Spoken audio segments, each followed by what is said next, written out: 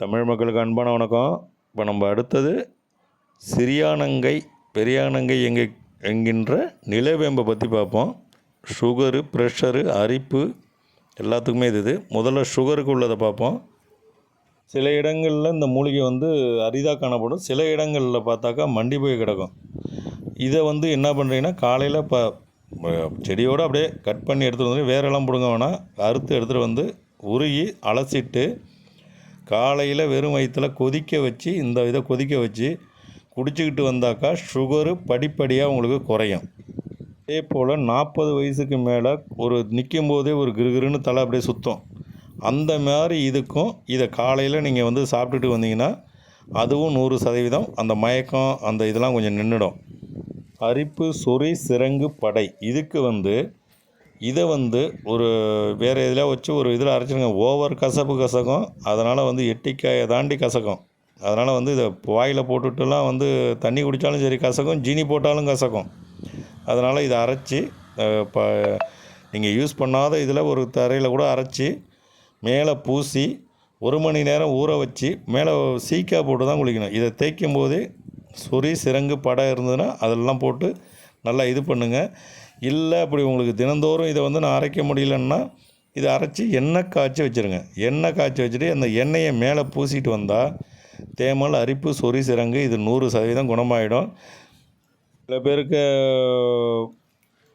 அந்த கை காலெல்லாம் தொடைகள்லாம் இடுக்கெல்லாம் இது இருக்கும் அரிப்பு, அதை சொரிய முடியாமல் சில பேர் ரொம்ப பேர் வெக்கப்பட்டுக்கிட்டு சொரியாமையே அப்படியே இருப்பாங்க. அவங்கெல்லாம் இதை தொடையெல்லாம் தேய்ச்சி சேக்காய் போட்டு தான் குளிக்கணும். 1 மணி நேரம் கழித்து சேக்காய் போட்டு குளிங்க. இது 100% கரெக்டாக இருக்கும். சேக்காய் தான் போடணும். சோப்பு போட்டிங்கன்னா உங்களுக்கு இது கெமிக்கல் இருக்கிறதுனால, சோப்பில் கெமிக்கல் இருக்கிறதுனால அதுவும் சேர்த்து போட்டாக்கா உங்களுக்கு அதிகமாக எஃபெக்ட் ஆகிடும்.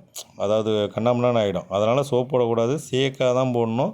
அது இந்த வாசனை சேக்காய் போடாதீங்க.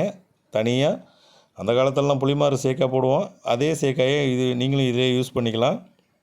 மூலிகையை பார்க்கும்போது அப்படியே பார்க்காதீங்க, இதை பெருசாக வச்சு பாருங்கள். பெருசாக வச்சு பார்த்தா உங்களுக்கு மூலிகை அடையாளம் தெரியும். பெருசாக வச்சு பார்த்தா தான் உங்களுக்கு எந்த மூலிகையுமே அடையாளம் தெரியுங்க. அப்படியே பார்க்கும்போது ஏதோ ஒரு சின்னதாக தெரியும்.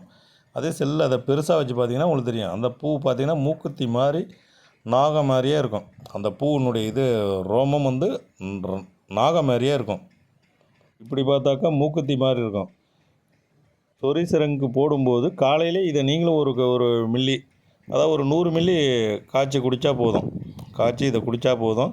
எண்ணெய் காய்ச்சணுன்னா இதை அரைச்சி தேங்காய் எண்ணெய் அதில் இதை நல்லா காய்ச்சிட்டு ரொம்ப தீ போடாமல் மெழுகு பதத்தில் அதை எடுத்து வடிகட்டி வச்சுக்கிட்டிங்கன்னா எப்போ வேணாலும் நீங்கள் அதை உடம்புக்கு தேய்ச்சிக்கலாம்.